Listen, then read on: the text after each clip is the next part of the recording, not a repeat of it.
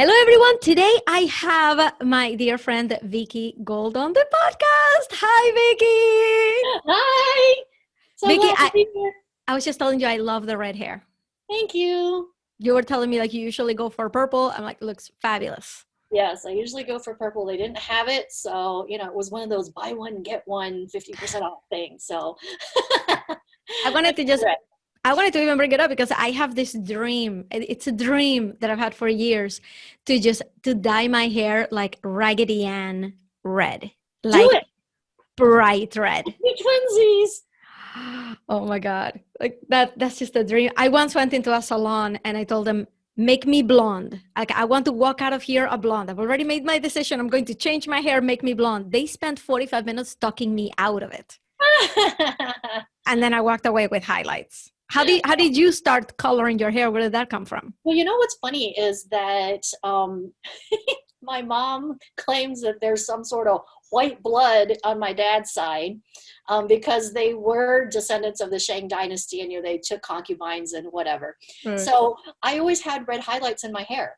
Mm-hmm. People used to think, like, before the streaking thing was in, my hair was like that, and people thought that I did it, like teenager, whatever, everybody thought. And in the sun you could always see, so I have just naturally red highlights, and every once in a while I would find a blonde hair. It's totally not true, because I did the whole DNA thing. It's 99.9% Mongolian.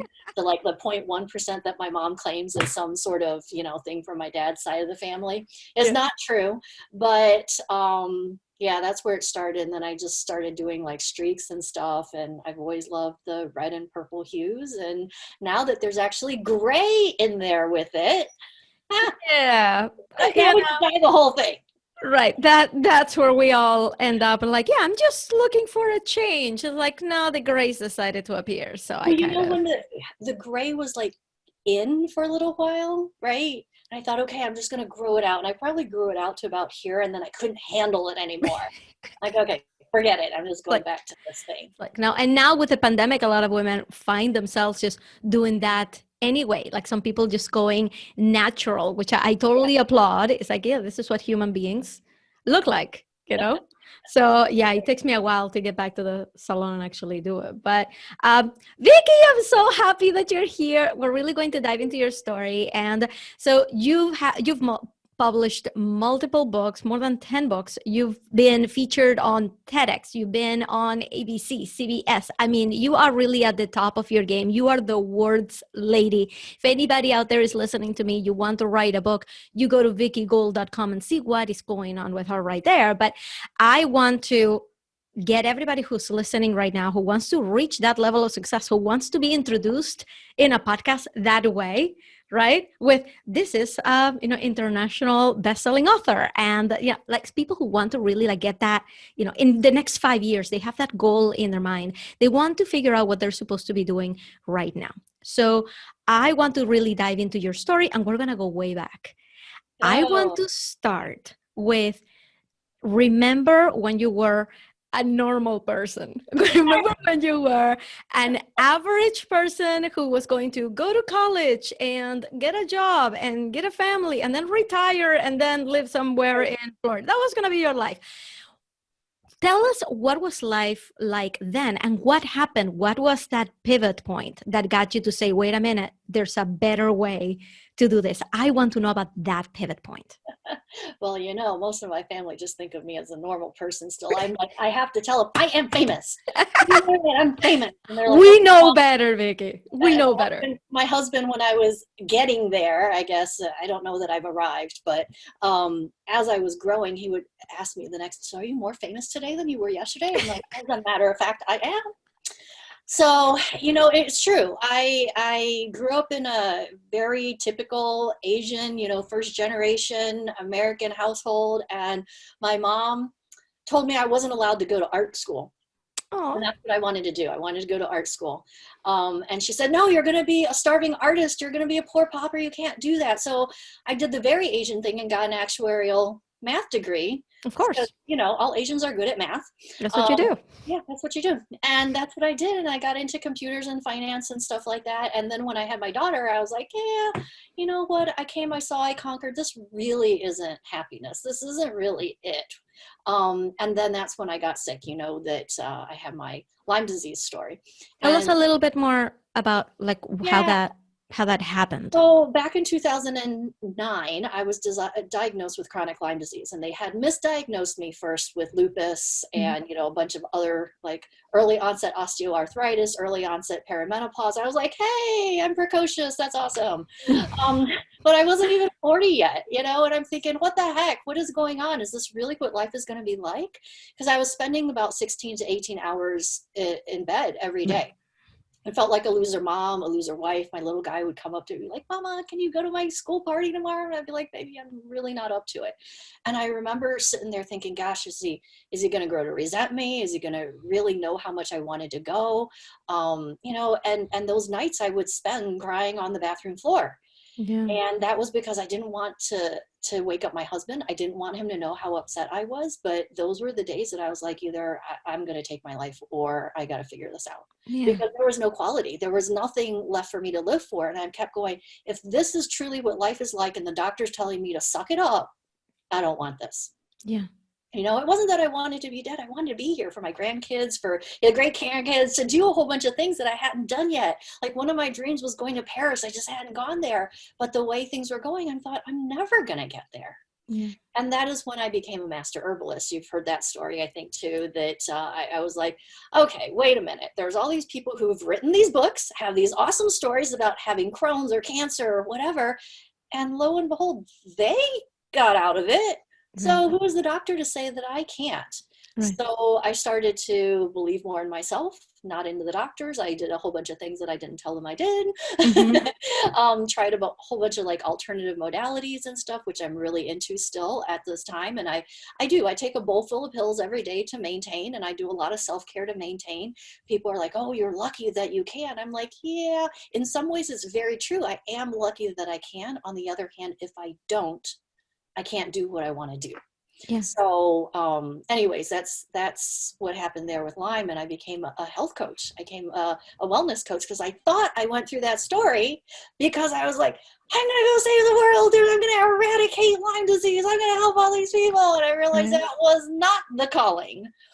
Let me, and I'm going to pause your story right there. There's tons to unpack here. First of all, just like a PSA out there that I think that everybody should really hear is that you heard the diagnosis several times, like misdiagnosed with lupus at first. Then, okay, you have Lyme disease and there's nothing you can do about it because there's no protocol, there's no treatment. There's just, everybody just suffers from it differently. Everybody, not even everybody has the same ailments and the same pains. Everybody experiences it in a different way. So you're like, okay, so is that it? So I want everybody to get from this that, yes, listen to doctors. Yes, go to the doctor, but always be your best advocate, right? Always be the one really seeking those answers. If you're not satisfied, keep looking into it. And I know that probably I got a whole lot of doctors who are listening to me rolling their eyes like, oh, geez, I'm going to get my patients now coming with a Google sheet telling me one more thing that they found. But it's true. It's so important to be your best, your only advocate, the person that really cares about you. That's right. So yeah, I'm so glad that you went down that path. Yeah. It was a matter of, am I going to settle for this? Or do I really think there's more to life? Is there more for me out there? And I truly believe that there was more out there for me. And there's a lot to be said about mental stuff too. There's a lot of stories out there about the power of positivity. And at first I used to roll my eyes about whatever, I'm going to be positive and it's just going to go away. And there's a lot of truth in that because your cells are listening to you. There's a lot going on inside your body. Your body regenerates itself. Like we could talk about that for 5 hours, but you have to decide whether it's a health thing or any other type of struggle. Are you willing to settle for what your life is going to be if you stay where you are? And I think too many people in the world, we just settle. We just go, okay, this is all there is. This is the best that there is. This is all we can do. Don't really feel like trying, get out of my comfort zone. Like, it wasn't comfortable. at all to go try these things and be like, oh my gosh, am I going to kill myself trying these weird things instead of helping me? But I did them because I wanted what was on the other side. Yeah. Can I ask you, since Yeah. we are paused at the moment where you said, okay, I'm going to be a health coach then. It just Yeah. makes perfect sense. I want to ask you, just go back just a little bit. What was your job situation like? At Yeah. which point were you working? At which point did you stop working? At which point the disease came? At which point you became a health coach? Help us with that timeline. Yeah, so I always had this side gig going on Mm-hmm. ever since college. So I would work my normal 9 to 5. I always had a side gig because I wanted to be an artist, right? Mm-hmm. Right. So I always had this creative side, working with my hands and stuff like that. So I think I told you I was in computers and IT. I did database. I was a statistician. I was a stockbroker. I did mortgages. And that was the last job that I had. I was a mortgage broker and I sold money to banks, which I find very funny. And it was for mortgages, right? Well, that company in 2007 went under. So here I am midway through 2007, have no job. And I was doing stuff on the side. I was already making jewelry. In fact, this is one of the things that I wire wrapped and made. I don't think you can see it, but anyways, it's a little bird's nest with different Swarovski pearls that represent my kids and my husband and me. Oh. So anyways, I had this wholesale order. And it was like late spring, early summer. And if you know me, I just have to like kill the deadlines, right? Like I am we don't meet the deadlines, we exceed the deadlines, man. Yeah. So I had these wholesale reps and I had my jewelry in galleries across the US. Wow. And I had this big order in. And it was, making multiples of the same thing, which wasn't really that fun. But I'm like, crank it out, Vickie, crank it out. Let's faster, faster. This is how my mother was with my multiplication tables. She's like flashcarding me. She's like, nope, not fast enough. Nope, not fast enough. Do it again. Anyway, so that's what I was doing with these jewelry pieces. It was like, just do it faster, do it faster. Well, it came a point where like I couldn't move my arm anymore. Mm. I'm like, what is up with my arm? And it was like, oh crap.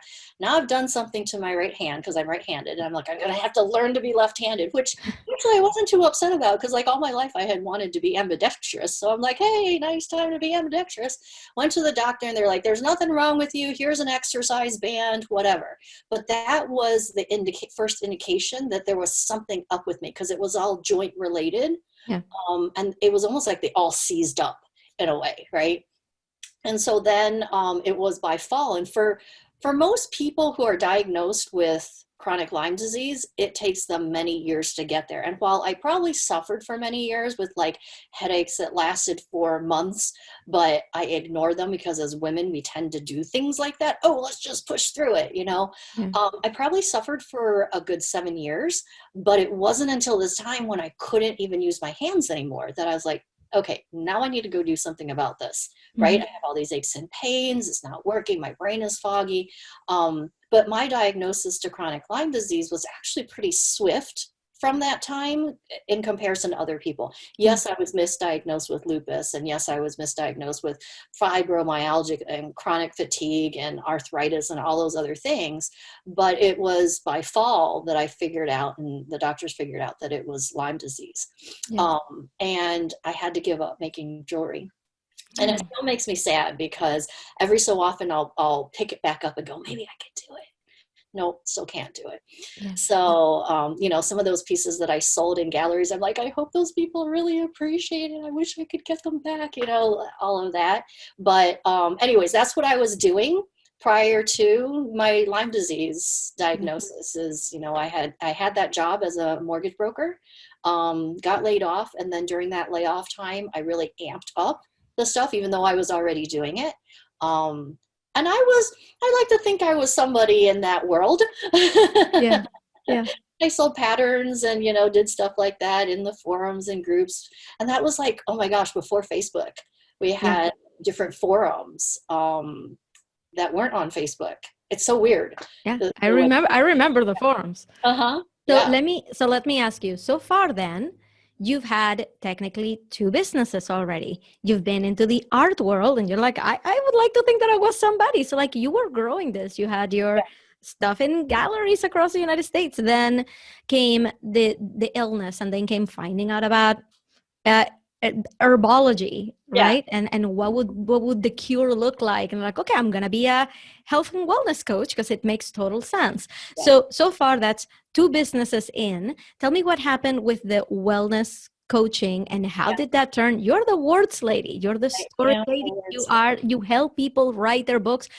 I am very curious to know how you went from that business into this one. And it if was, there were any more in it was between. an accident. And of course it was an accident. What happened?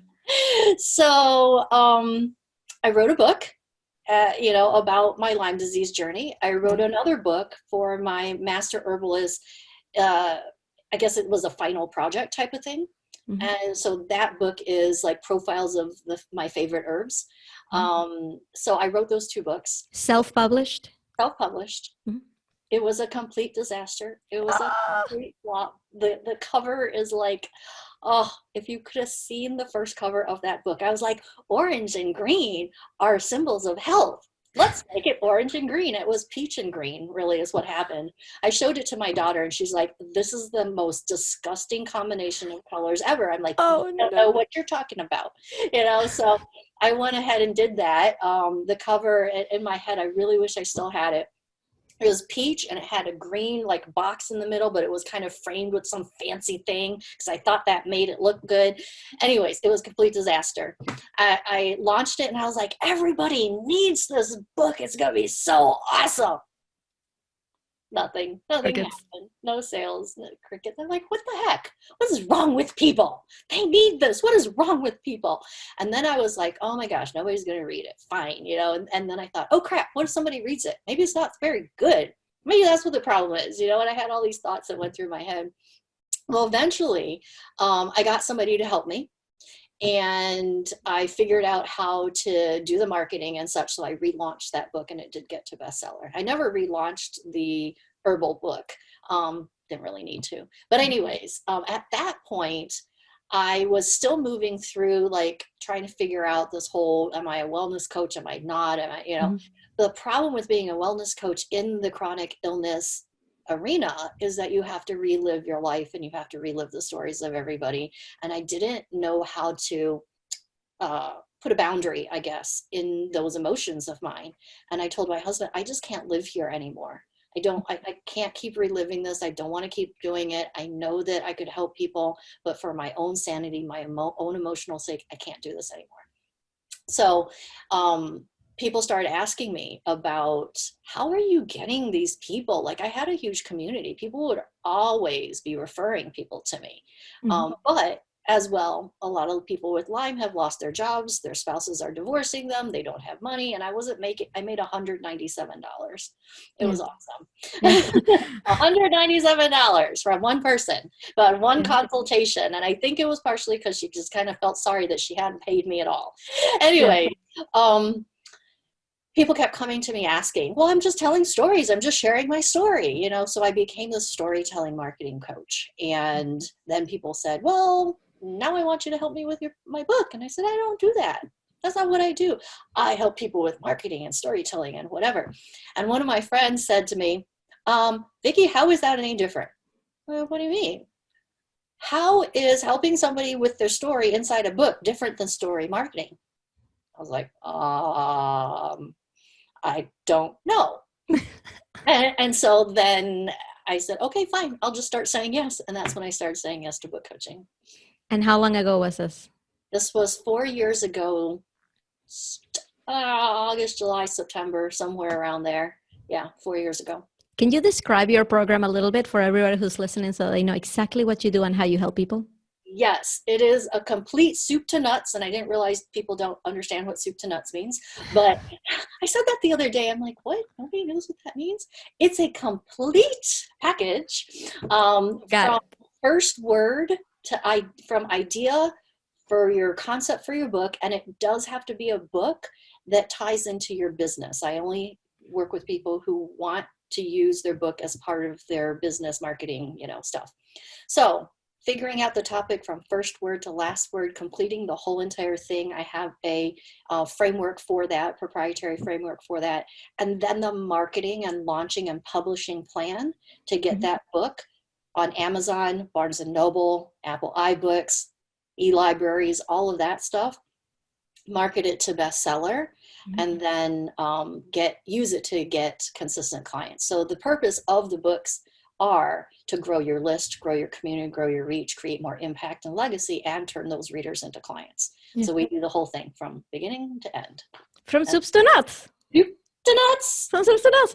So one thing that I hear a lot is that there's a ton of people who are listening to us right now who want to start their businesses. They've been thinking about it, mulling it over for so long, but because the idea hasn't stopped evolving in their mind, they feel like they're not ready to put it out there yet. No, if I'm still letting it cook and I just changed my mind 3 times this week in my mind, then clearly the idea is not ready for me to work on it. Now, you've come here and told us you've already had at least 3 types of businesses, if not 4, by pivoting the story to book writing.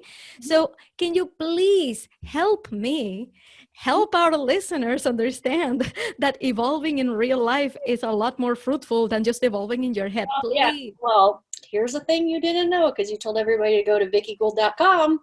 August, I launched a publishing house. So it's Morning Oak Publishing. So there's actually morningoakpublishing.com that holds all the book stuff. And VickieGould.com is more about law of attraction, collapsing time, marketing, social media, storytelling, stuff like that. I don't know if you saw me rolling my eyes when you were saying stuff. I'm like, you're never going to be ready.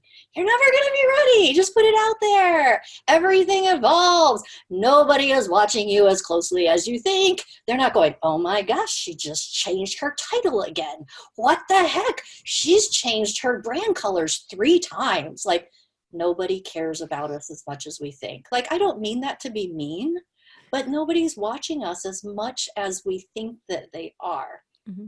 My sister actually just recently got on Facebook. I am her only Facebook friend. So apparently she sees every darn last post because her timeline looks like my personal timeline because I'm her only friend. Right. So she's helping a company to market their stuff. And so she sees that and sponsored posts and whatever that come through. And she's like, oh my gosh, Vickie, you're so right. I'm putting stuff out there thinking that everybody who's on my business page is seeing what I'm putting out there, and they're not, because I'm watching my timeline and you're there and this is there, whatever. She's like, totally missing stuff. I'm like, yeah, because whenever we put stuff out, we think, oh, 5,000 people just saw it. Nope, they didn't. And if they did, they probably scrolled by fairly quickly. They didn't care about us as much as we think. So this whole idea of I got to be perfect before I go out, you're going to be waiting forever to be perfect. Forever. Completely agree with it. And so can you help us understand what is your philosophy on pivoting on businesses? You've done. If you don't flub up, you're not going anywhere. Mm-hmm.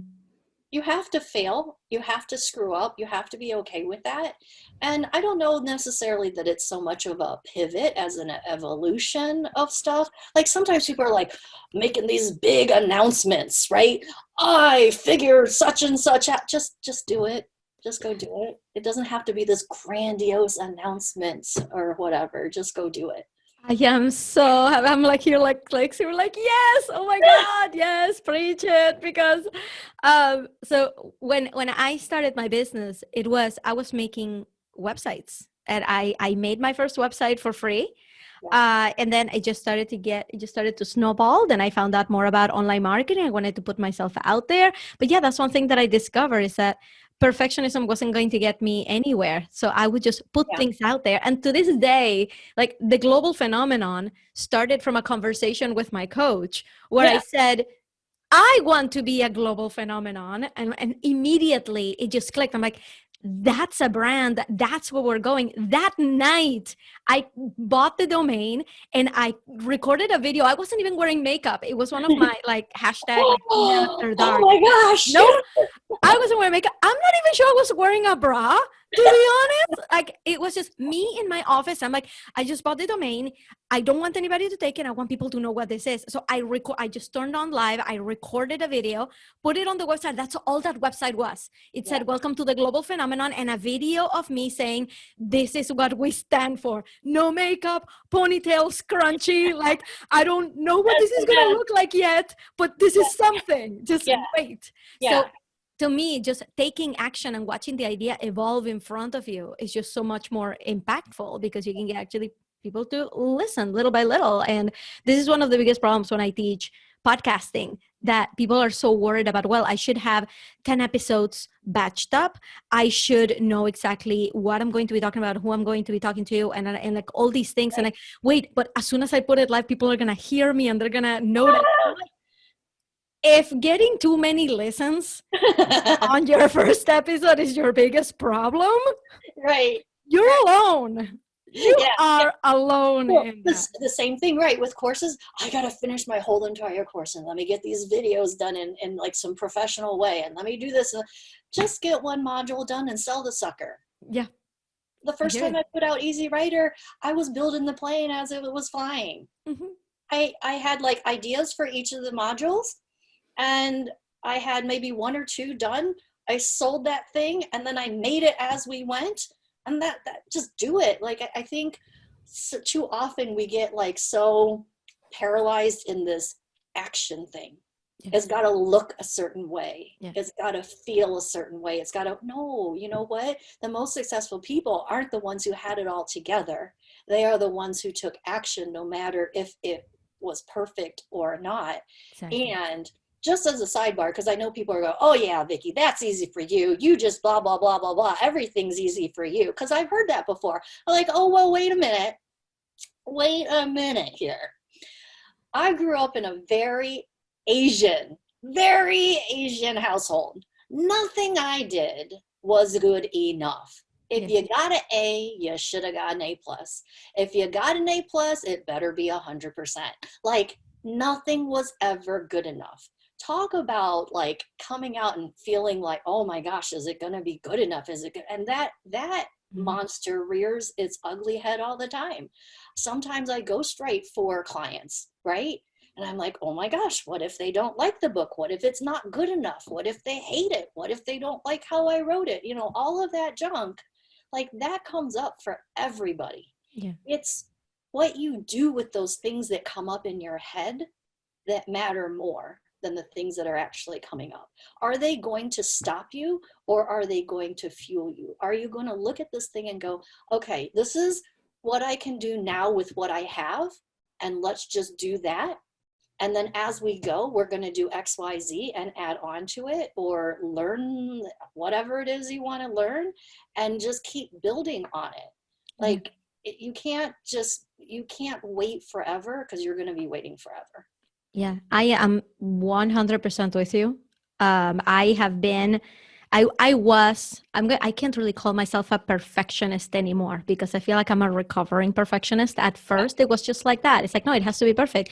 When I first launched my business, this was 2.5 years ago, what was on my mind? I need to create an online course, right? And I've taken enough courses to know what that's like. I spent months poring over these videos and making sure that it was perfect. You guys, months of my life where I wasn't making any money because I wasn't marketing anything, because I wasn't selling anything, because I'm like, no, I need to finish my course. I finally buckled down and finished it. I sold all of 4 copies. Woohoo! Right? Where most of them, if not all of them, were discounted. Right? Because they were like some kind of like early bird. Right? They were like discounted. And then you packed it with a bunch of bonuses. And right? 1 million bonuses. And in the end, after I finished that and after I did a couple of launches, I started to pivot. I started to, or like you said, like I started to evolve. I'm like, well, I don't want to teach just anybody how to create a WordPress site. Actually, I care more about people living the life they want. So I started doing some one-on-one coaching, and I took away the website. I'm like, okay, I'm not going to make websites anymore. I'm just going to do the coaching. And then I felt like, well, I really feel like it's a disservice, me having 20 years of experience on web making. It's a disservice to my clients to not tap into that expertise. So then I brought back the website into the program. And then after I had done that for several clients, several one-on-one clients, I'm like, You guys, I find myself every single day saying the same thing to different clients. It makes sense to group them so that I only say this thing once. Yeah. And that's where the course, the program began. But I didn't have all the videos ready. In fact, it was kind of embarrassing. I put my course out there and I sold it, and I couldn't keep up with the creation of the intro videos. Like I had the meat videos, right? This is what I'm teaching you today. But I had these cute intro videos like, hi, this is what you're gonna learn. And they were highly edited and they had like flashy things. And halfway through the program, I didn't have time to edit these videos anymore. And it turned out that it didn't matter because the people who were in the program, they were not there to watch me, with the intro videos. They were there for the meat of it. So they didn't care. The next iteration, I brought the little videos because I had more time to finish them. But those people who were there when I couldn't give them the perfect course, they're still my biggest promoters, my biggest fans, like the best people ever, right? So they like to watch you evolve. They like to see how you handle certain situations. You just go and do it. And I wanted to ask you, because you brought up, you're like, I'm from a very Asian family. My family's all like, hey, this has got to be perfect. This got to be perfect. I'd love to know what your parents thought about your own career path. Like, Oh my gosh, my mother has no clue what I do right now. She has absolutely no clue. My sister knows, my dad's kind of, but they don't even follow me. Like just the other day, my mom says to me, how did those people on YouTube make money? I said, well, they get subscribers, followers, whatever, and then they get sponsors. And so I'm explaining this thing. Of course, she thinks I don't know what I'm talking about. She doesn't understand that I know social media. She doesn't understand that I know about YouTube. So she's like, sponsors. That's really just not, that's not going to work, whatever. So I had sent her this video of this Vietnamese mom and daughter team. I don't know if you've heard of them. It's Hello Honey. And they are hysterical. Okay. So my mom doesn't think that they're hysterical, but hope they don't listen to this, but it doesn't matter. Anyways, if they do, I'm sure they know what they got. You guys are good. We love you. I think they're amazing. But my mom, she's just judgmental. Okay. Mm-hmm. Bless her heart, she's judgmental. She's Asian. So anyway, she's got this idea that we're going to be the next YouTube sensation. Yeah. She says to me, I'm too old for a second career, but somehow she thinks she's saving me. Okay. Mm-hmm. This is the part that's hilarious because she doesn't know what I do. She doesn't know how much I make. She doesn't know how successful I am. I'm like, Mom, I'm thinking, Mom, if you Google my name, I come up on entrepreneur.com. Like, hello. Anyways, not to brag or anything, just that my mother hasn't Googled my name. So she has no clue. And she says, we're going to do this and we're going to have this backdrop. And she's got this whole idea. And she's like, I'm almost 80. And she goes, whole bunch of tangents, like she can't niche down. She's going to talk about Las Vegas because she wants to move there. She's going to talk about yoga because she's good at yoga. She was a ballerina. She's like, these people don't know what they're talking about, so we're going to do yoga. I'm almost 80. It's going to be fascinating that an 80-year-old can do this. I'm like, yeah, Mom. And she says, you and I are going to do this. She goes, but I really don't need a second career. So we're going to do this. I'm going to create all this stuff. We're going to have a subscription program, a membership program at $10 a month. And we're going to sell exercise equipment and yoga bands and exercise balls and stuff. And she goes, and then I'm gonna step aside and you can have the business. You're like, yeah, Mom, I am free next week. So we can just, she don't just live in the same state, right? Crank it out and we'll be done in a couple weeks. This is a gift to me because you don't have a following, so I'm going to get you a following. Yes. She's worried about the legacy that she's leaving. She wants to make sure you're taken care of. Yeah, so that's what my mom thinks of my business. She has no clue what I do. She doesn't know how much I make. Every once in a while I share, stuff with her, but she doesn't really understand what it's all about. Yeah. Yeah, parents, #parents. My mother tries. She really tries. She wants to hear about it. But her questions to find out more about it, they always start with, why would you do that? Yeah, well, my mom, the first or second, maybe it was a year and a half in, she asked me what I do. And she goes, people pay you for that? Yeah, and I said, she goes, then she's like, oh, that's great. And then the next question is, but how many people a year are going to pay you for that? Yeah. It's like, listen to my real sound business advice that people are just not going to go for that. So it just always sounds like that. So I've kind of like banned her from using the word why when she talks to me. Yeah. So like And like, how many other entrepreneurs have family members who don't support or don't understand or whatever? yeah, And then that's another thing they agonize over. Well, right. my family doesn't support me in this, so I can't do it because they think it's a bad idea. If I Because waited for my mom to approve all of my ideas, I'd still be in college, man. right, like what I hear a lot is, well, there's people around me who are giving me good advice because it's like really what is realistic for me. Oh, I hate that And word. oh, don't get me started. I have like episodes and episodes about that word. I'm like, they're giving me good advice.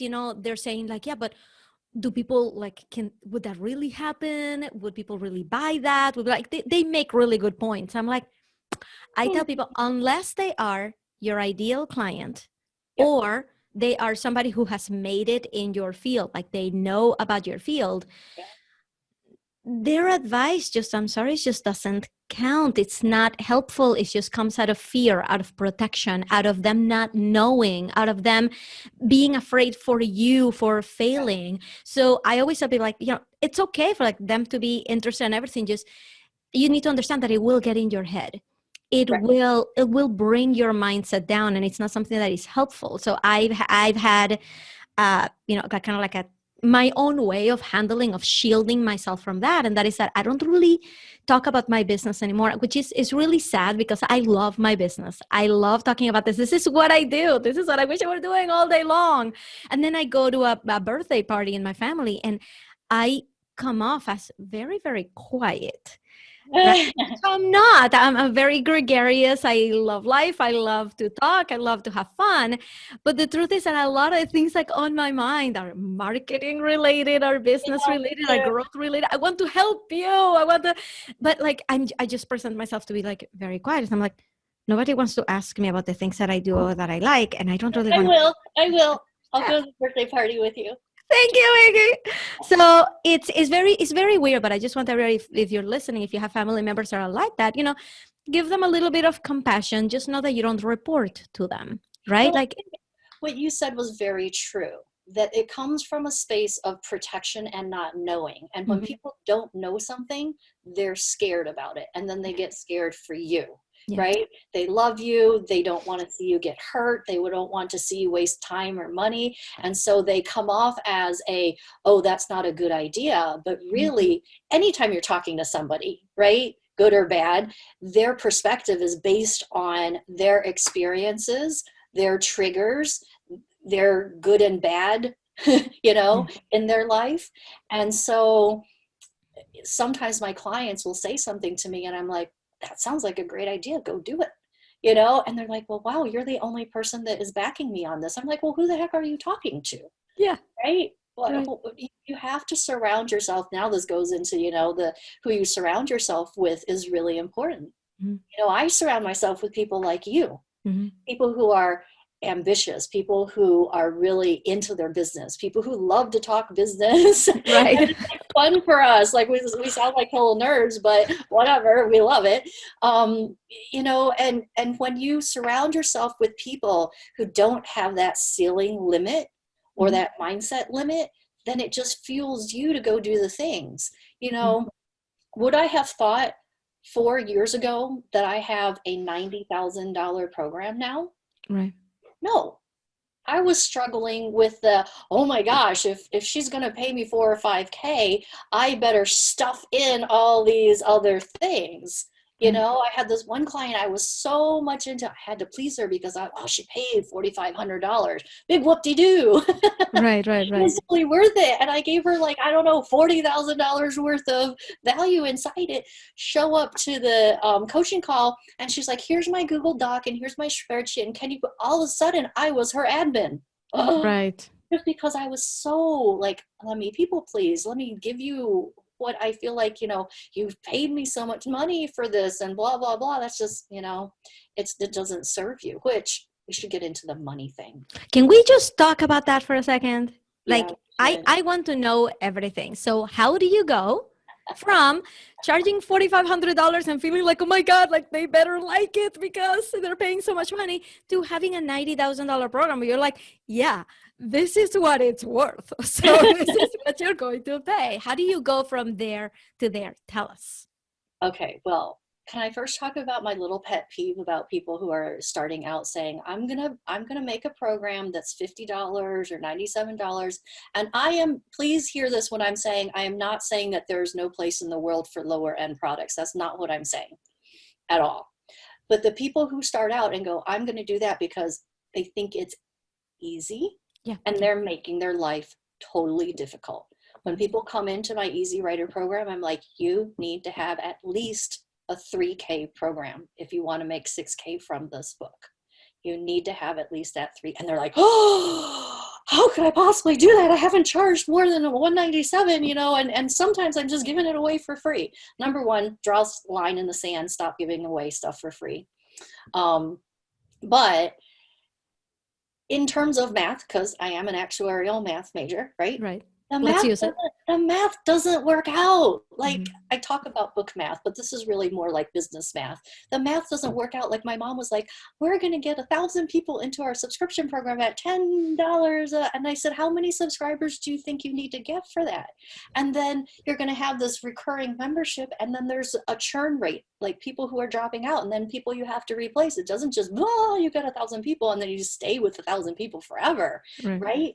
You are going to work just as hard for a $5 sale on a book profit, right, as you will a $50,000 or a $90K or a $100,000 program. You're going to work just as hard to market it. If you think about, I know you know this, when we market our free challenges or mini courses or whatever that we do, we're working just as hard for that launch as we are for the actual launch. Right. Yes, it feeds into it, I guess, for the actual launch of our program, but you're working just as hard.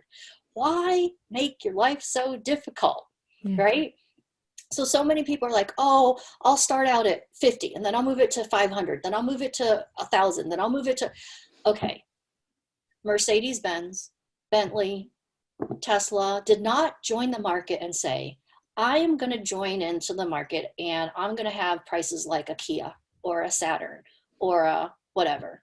And then after people get the awesome car, I'm going to slowly inch it up. No, they went, I am going after the luxury market and this is what my price is, and they put it out, right? You want to be the coach. You want to be the person that people aspire to work with, not the people that they're settling for because that's all they can afford. The type of client you get is going to be better. The work is going to be more rewarding, and those people are going to actually execute on the stuff that they're supposed to execute. So, sorry, that was my pet peeve about it's really hard starting when you have 0 people to sell stuff to, that you're going to go out and sell something at $10 and get 1,000 people in. You're going to work really hard. Why not just find that one person who's willing to pay you 3, 5, or 10K because you're already worth it and you don't need to prove it to anybody to get what they want. And what they want is that outcome, that benefit, whatever it is, right? At the end, you can deliver it. It's just that you're scared because all these people are like, oh my gosh, how can you even do that? Oh yeah, you can do that. And wouldn't the story be so much nicer to say, I showed up on the scene and, I just started charging 10K because, I think for me, it was a bit of an evolution again, in my mindset. It was all about mindset. It's not about, oh, let me just declare this price, but you do have to believe in that price. You have to be able to spit out the price without stuttering over it or being embarrassed. People can feel that energy. It used to be people go like, oh my gosh, 10K is a lot. When my price was 10K, like, that's a lot. And then I'd launch into this whole thing of, yeah, but you're getting this and you're getting that and you're blah, blah, blah, blah, blah, blah, blah. And now when people go, wow, so, let's take my 30K program. So we talk about that one fairly often. People are like, wow, 30K, that's a lot. Do you want what it's going to get you in the end or not? And then people try to discount you. Okay, here's the thing. I was the queen of let me discount it for you. That's another Asian thing. Get a coupon, let's get a discount, let's buy it for the cheapest that we can, so I got these like conflicting things in my mind about the Asian upbringing and giving people a really great deal, and then like the value of what you're worth. Yeah. So there were times that people haggled me, and those were the most horrific experiences ever, because once they haggle you, they think they're the boss. I'm not like, that's a loose term, right? So that when you come into the coaching conversation, they've already kind of taken you down from where you were, like not a pedestal, but professionally, right? Mm-hmm. They've taken you down because they've already realized that they have the upper hand, in essence, because they've haggled you and they've, whatever. So now whenever people are like, well, can you do a discount? Can you this? Can you that? Well, which part of it don't you want? Do you Right. want to write 3/4 of the book? Do you want to partially launch it to bestseller? Do you want to sell half the amount of books? Do you want to only get half the amount of clients? Like, which part do you not want? Yeah. Oh, no, I want it all. Well, don't know what Right. to tell you then. Right. And it really is true that when people really want what it is you deliver, they're going to find a way in order to do that. Yeah. We're notorious for, we just want what we want and we're going to go get what we want. Yeah. And I also think that there's a lot to be said for qualifying a client in that way. I remember a story from, and things that have happened to me too. I remember a story from Amy Porterfield that she said in her podcast that she had organized this live event where she had only invited certain people from her audience. It was by invitation only. And it was the people who had really been stars, who had been like great in their programs and everything. And she got this letter from somebody who had been following since she had launched 10 years before, saying like, I can't believe that I didn't get an invitation. I have signed up for all of your programs. I have always been there, blah, blah, blah, blah, blah. Like, I can't believe you wouldn't invite me. I've always been there for you. Amy felt so bad that she gave her a free ticket to come and be a part of this group. What she was going to be doing, it was like a huge like market research thing, but providing value, right? Like for her to really get to know that audience. And she's like, you know what? She discussed it with her team. She came back. She's right. It was all in her head. Like, she's like, she's right. I should have invited her. I'm just going to do it. She invites her.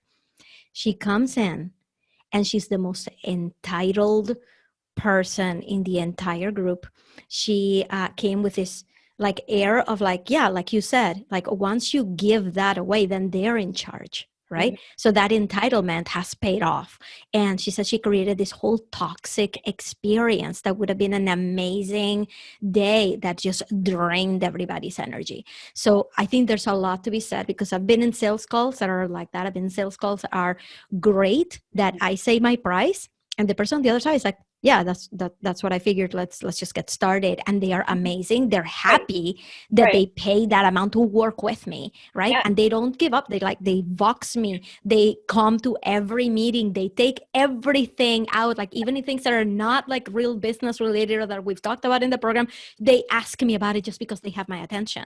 And then you have other people who want to like discount it, who want to who say, and I've had somebody say this to me in a sales call. It's like, well, it's my choice whether I want to join your program, right? So you should just give me all the information that I'm asking for, because it's up to me to join it. And I'm like, Mm. is it?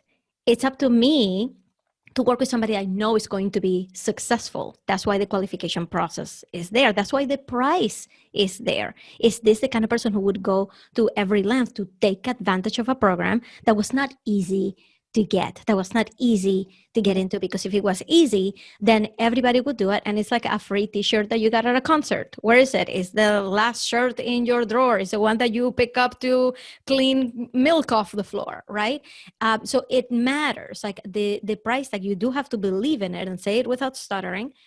And you got to understand that not everybody is going to be able to sign up, and that is going to be okay. Right. And yeah, that's a good point too. Everybody's not going to be able to sign up, and you don't have to chase after everybody, because there's plenty of people in the world Right. that are going to resonate and like what you're doing, what you're saying, your personality. Because you and I, we're pretty we're pretty like dramatic sometimes. Not everybody loves that. Can you Right. imagine? I'm appalled that people would not enjoy us. But there are What? people out, I know, right? There are people out there who don't, and that's perfectly fine. Right. Because I'm not going to change who I am. You're not going to change who you are. But in the beginning, I tried to fit some sort of mold that Right. this is how you're supposed to show up. This is what you're supposed to do. I had people telling me like, Vickie, I don't like what you're wearing, and I love my clothes and my style, like and my shoes and whatever. I know, It's right? like, can I help you with something? People would be like, Vickie, I don't really think that dress works well for your photo shoot, or I don't think this was a good one. I had a dress, and sorry, I'm short, so because I'm short, I can't, like, certain lengths of skirt don't look. They just make my legs look stubbier. I'm Right. sorry. Right. Right. Well, anyways, I was wearing this dress, and apparently some people thought that the skirt was too short. Whatever. So I had made this banner and I put it out, and I'm just like, so what do you guys think? Do you like this? Do you not? And I'm kind of on the side of it, kind of leaning back, whatever. A couple people were like, well, if you're going to use this professionally, I don't think that skirt is appropriate. And you're like, my legs look great. What are you talking about? I'm like, I'm sorry if I'm hot. No, I did end up using it. And then I got a slew of people going, oh my gosh, that is so amazing. I really love it. It's so perfect. It's so you. It's whatever. It's a pink dress and it's got this cape that flows in the back. Yeah, I'm using it. Hello. Yeah. People who relate to you, who really want to work with you, are gonna like you because of you. Mm-hmm. Right? So you be yourself. And I know that is so hard, especially when you're starting. It's like, yeah, but who is myself? Right? And it's hard because I remember my first podcast, I was trying to be Mark Maron. Like if you listen to the cadence of my voice in my very first podcast, like I was even talking like him. It was the same format, the same. I almost got myself a cat just so that I could talk about it. Like you try to mimic the things that you see, right? But in that process, you start to evolve and you start to really find your voice and find yourself. So there's nothing wrong with being yourself. So Vickie, any parting words? Because I have two more questions for you, and then we need to wrap it up because we could be here another hour. Oh, I know we totally could. We'd have to do it again because we didn't even get to the part that we talked about getting to six figures and what $1 million in the bank feels like. Oh my God. Okay, just tell me. Just tell me. Well, okay, you hit six figures and it's kind of like when you hit 10K and you go, oh, was that it? I'm sorry if it's a letdown to anybody, but no, it is super exciting. Okay, I'm not going to say that it's not super exciting, but then you go, okay, I hit the six figures, right? And then you just create another thing to go aim for. And then when you really evaluate it and go, okay, I hit six figures, but I got to give away 30, I don't mean to be depressing, but like 30% to taxes, 10 to 20% to advertising, X amount of money to the VA and the other people that you're helping. And then it's like, what am I left with? Well, that's not so exciting anymore. Right. Like for me, I've always done that backward math. And I've always taken account taxes and whatever, just I think because of my financial background, my numbers background, because I don't want to be surprised at the end. So hitting six figures is great. And it's this coveted number that everybody always talks about. Mm-hmm. But I'm telling you, $500,000 is better. Oh, thank you. I feel like we all needed to hear that. $500,000 is better than 6 years. So I'm going to tell you something, Sabata, because I think you're totally right in that when we're talking about making money in our businesses, we're not talking about making a salary. Mm-hmm.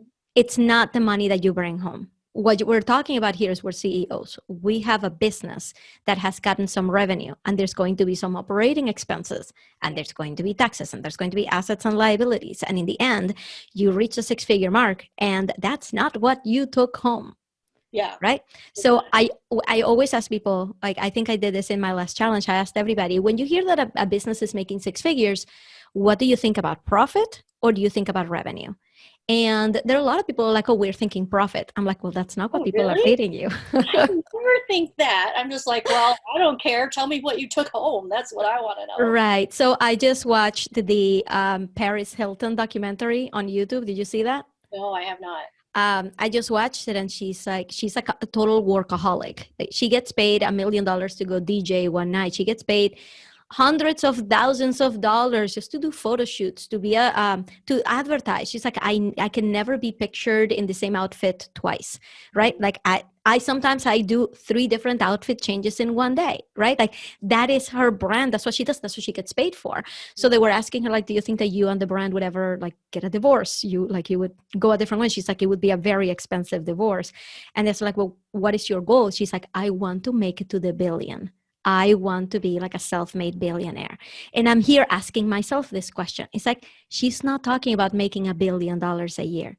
She's talking about having made $1 billion in her business. So that's something that everybody has to be aware of, is that we're here creating businesses. We're not here creating necessarily like a salary that you're going to be drawing from. So if you want a 6-figure salary, the $500,000 is probably going to be a much safer bet.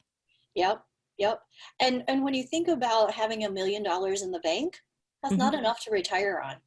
Exactly. The cost of inflation goes, the cost of living, inflation goes up every year. The research says that there's going to be more and more millionaires in the world, but that's not because it's such a huge number. It's because it's not worth as much as it used to be worth. Right. And when you think about getting to, 60, I'm just going to say 60, to retire early, right? If you only have $1 million and you plan on living till you're 30, it's not much of a life, or 30 more years, to 90. It's not really that great of a life if you only have $1 million in the bank. Right. So I think that this is something that has been on my mind a lot, because this is how I started out. It's like, I want to make the million. I want to make the million. I want to make the million. But like you said, it's very nuanced. It's like, you know what? I'm doing something that I love, that I prefer, Vickie, to be here talking to you all day long than to be sitting in an office somewhere busting my butt for a company out there.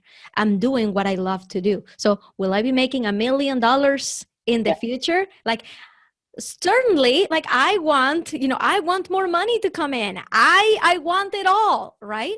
But I can never enjoy what I do, or enjoy that windfall that will come, if I'm not enjoying exactly what I do right now. So I just had a question come in last week where somebody said, is there a gap in the market for this particular demographic that I could go and fill? I'm like, that would be a really bad way to pick your niche. Starbucks didn't do that.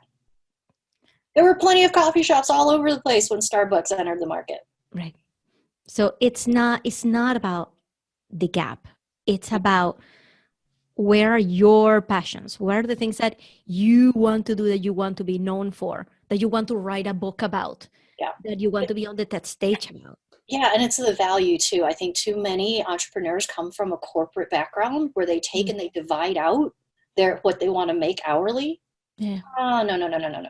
Yeah. You can't do that, because most entrepreneurs will forget the overhead, the lights, the desk, the computer, the advertising, the time that they're spending on social media, because they don't really there's no money exchange or whatever.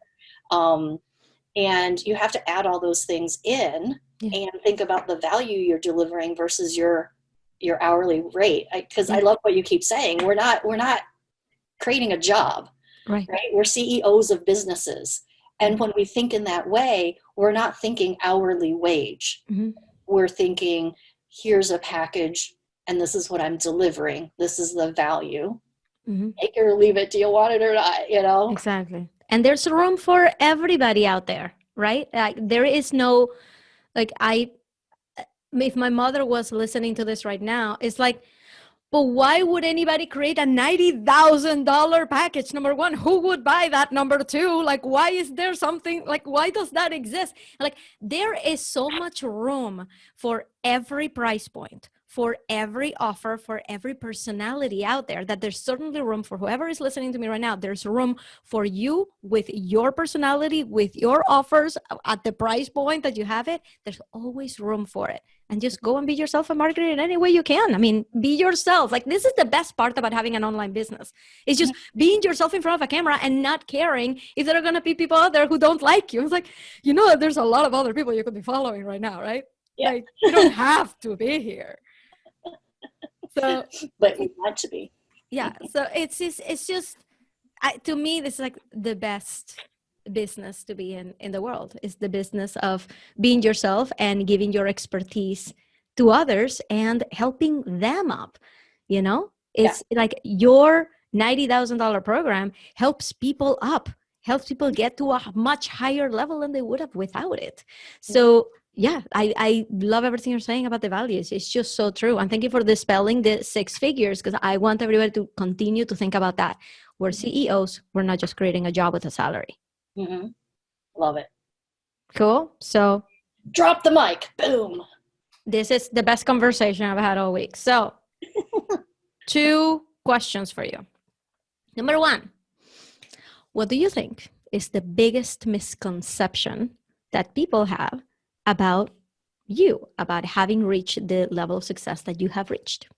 Ooh, about me. Misconception that it's super easy and that I roll out of bed like this. Yeah. It's like, this just happened.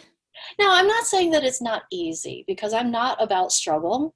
You know what I mean? Like, I don't believe that we have to make it hard. Like, most of the world has grown up with the philosophy that you work hard, then you get your reward. Mm-hmm. That's not true. You can work easy. You don't have to work 50 zillion hours. I do not work like 40 hours a week. I work, like, I'm calculating. I'm just like, do I work? I think it's 12 hours a week or something like that. You know, and you don't have to make it hard, but we tend to make it hard.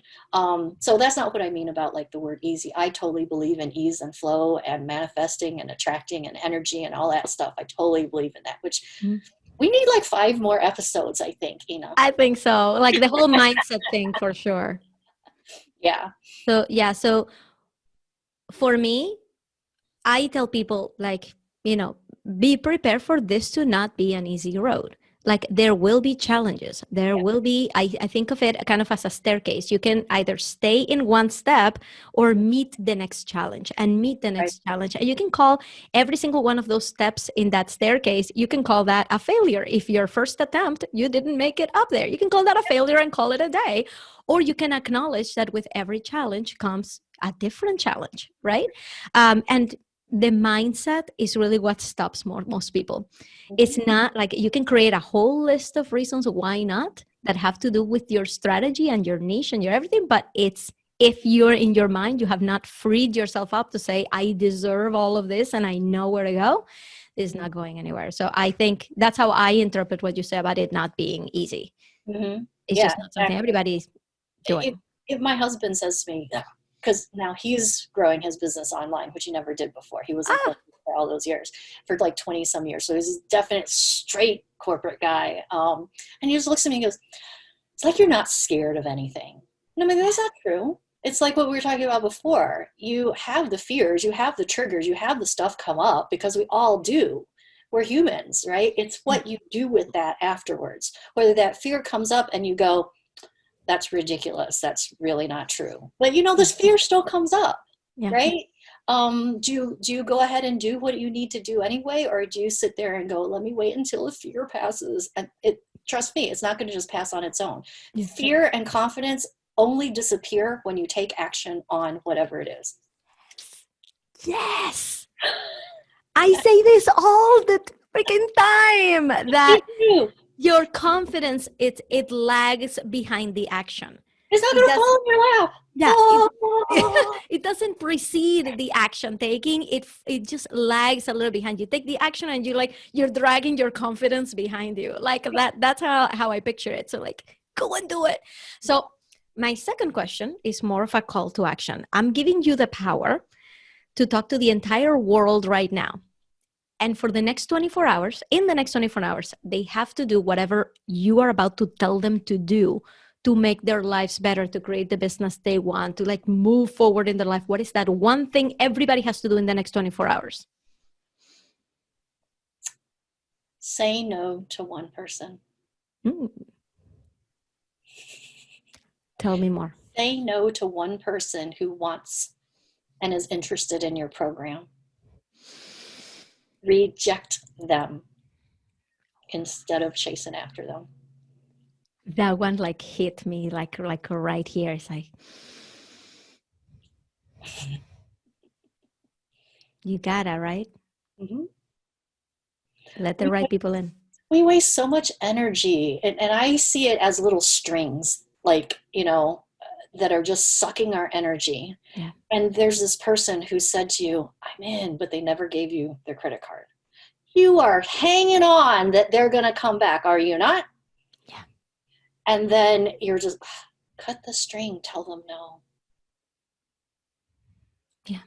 Should have told them no in the first place, but you know what? Tell them no now. Yeah. Whether it's like for real, you're going to call them up and tell them no, or you're just like saying no in your mind. Like, no, I don't want them anyway.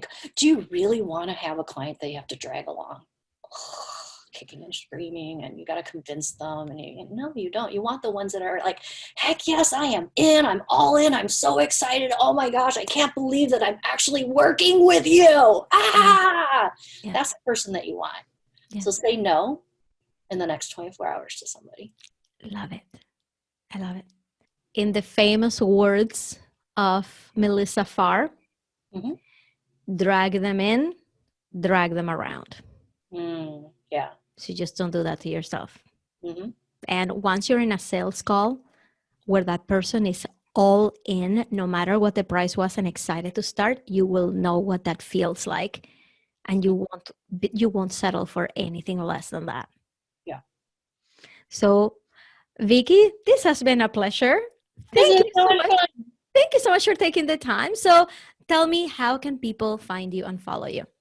Well, you already told them about VickieGould.com. Just make sure that you spell it right. It's IENGOU.